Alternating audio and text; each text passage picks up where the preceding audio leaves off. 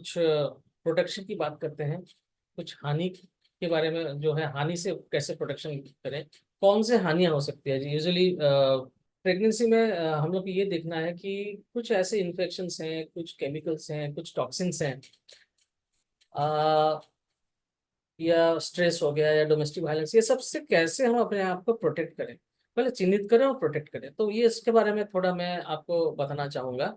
Infection, आप अगर गर्भवती हैं तो आपको इन्फेक्शन से बचना है। दूसरे कोई है, व्यक्ति है जो आपके घर में अगर इन्फेक्टेड है, किसी को अगर आपको मतलब सर्दी खांसी है, बुखार है, तो उनसे दूर है। तो इन्फेक्शन, आप जैसे बाहर जाते हैं, कहीं किसी सरफेस को छू लेते हैं, फिर घर आते हैं, हाथ पैर नहीं धोते हैं, तो उसी से ही आप अपना काम कर लेते हो। इससे क्या होता है ना, इन्फेक्शन होने के चांसेस बहुत बढ़ जाते हैं। तो आप हमेशा याद रखें कि हाथ को साबुन और पानी से धोते रहें। बाहर गए, बाहर से आए तो हाथ पैर धोए, आराम से। पैर तो धोना ही है, और हाथ को अच्छे तरह से साबुन और पानी से धोना है। खाना बनाना है, उससे पहले हाथ धो लें, खाने के बाद हाथ धो लें, और खाना खाने से पहले हाथ धोएं। और बाकी जैसे शौच करने जा रहे हैं, वो उसके लिए भी आपको हाथ धोने हैं अच्छे तरह से। साबुन और पानी से हाथ, आपको हाथ धोना है। हाइजीन बेसिकली आपको अच्छी तरह से मेंटेन करना है।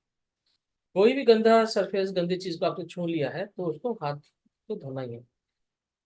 और कहीं भी आप खाना बना रहे हैं, मिर्ची विर्ची काट रहे हैं, कोई मसाला में हाथ में आ गया है, तो उसके लिए भी आपको हाथ धोना है, क्योंकि उससे आपको तकलीफ पहुंच सकती है।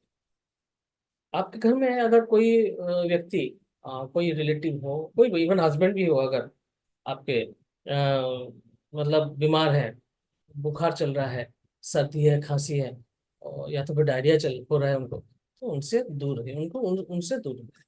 ये बात जो है, क्योंकि मैं चाहता हूँ ये वीडियो जो है आ, आप अपने घर वालों के साथ बैठ कर देखें। सब लोग को ये वीडियो देखना चाहिए।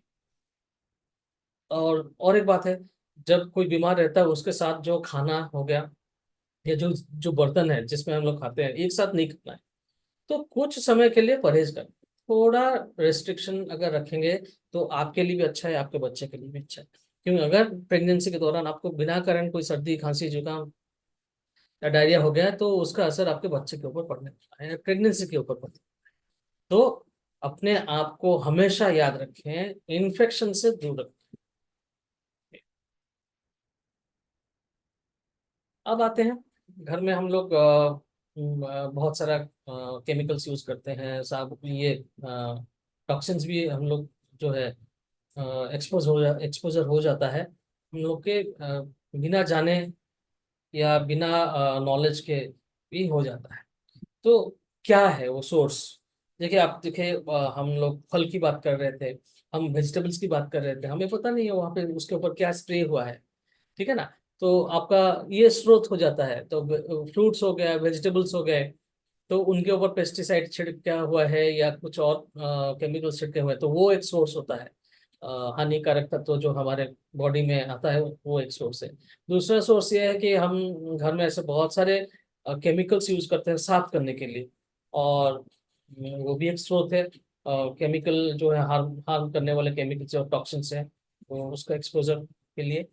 और एक इम्पॉर्टेंट सोर्स है जो हर कोई महिला एक्सपोज हो रही है आजकल, वो है केमिकल, जो है लेड बेस्ड कॉस्मेटिक। कॉस्मेटिक आप यूज करते हैं, लिपस्टिक यूज करते हैं, काजल यूज करते हैं, और भी बहुत सारी चीजें हैं जो आप यूज करते हैं, जो उसमें लेड आ जाता है। लेड मतलब शीशा जिसे बोलते हैं। तो लेड जो एक बहुत ही टॉक्सिक मटेरियल है, बहुत ही टॉक्सिक मेटल है, वो हर जगह अवेलेबल है। उससे हम लोग को एक्सपोजर दूर करना है, क्योंकि लेड एक्सपोजर से आपके आपके बच्चे में बहुत ज्यादा हानि आने वाला है। ठीक है, हानि होता है। ये बहुत सारे रिसर्च हुए हैं अभी, और इसके हम लोग को पता चल रहा है कि लेड से क्या होता है, बच्चे का डेवलपमेंट ठीक से नहीं होता है, ब्रेन ग्रोथ रुक जाता है, इमोशनल ग्रोथ रुक जाता है, और आपका किडनी इफेक्ट होता है, लिवर इफेक्ट होता है। सिर्फ बच्चे नहीं, आपका भी होता है। तो ये जो हार्मफुल जो है, हानिकारक जो केमिकल्स हैं, जो टॉक्सिन्स हैं, एकदम छोटे मात्रा में भी आपको इफेक्ट कर सकता है आपको। क्योंकि जो बच्चा आपके पेट में पल रहा है, वो जो एकदम से छोटा, जो भ्रूण बोलते हैं हम, उसके लिए तो एकदम छोटी सी मात्रा भी बहुत ही डेंजरस होता है। तो ये वो जब डेवलप कर रहा है बच्चा, तो हो सकता है उसके ऊपर खराब असर पड़े। या तो फिर जब बच्चा पूरा डेवलप हो चुका है, बोन्स उसके बन रहे हैं, हड्डियां बन रही हैं, नर्वस सिस्टम बन रहा है, उस समय भी उसके लिए खतरा हो सकता है। तो इससे आप याद रखें, ये जो मैं अभी वीडियो दिखा रहा हूँ आपको, ये बहुत इंपॉर्टेंट है। ध्यान से सुनिएगा, और अपने आप को कैसे बचाना है उसको भी मैं अभी आपसे शेयर